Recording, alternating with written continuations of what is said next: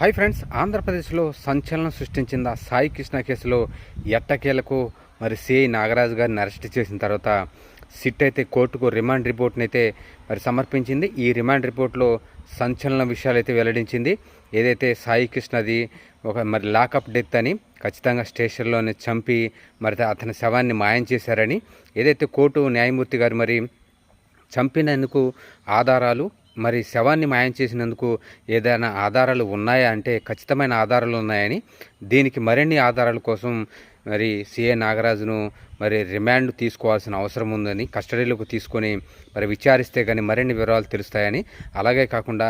దీని వెనుక మరి ఎవరైనా పెద్ద నేతలు ఉన్నారా అని కూడా అనుమానం వస్తుందని సిట్ అయితే మరి కోర్టుకు వెల్లడించింది. అలాగే మరి మే 6 నుంచి 8వ తారీఖు లోపు మరి స్టేషన్లో మరి శవాన్ని చూశాయని, మరి ఆ స్టేషన్కి చెందిన ఎస్ఐనే మాకు వాంగ్మూలం ఇచ్చారని అయితే సిట్ మరి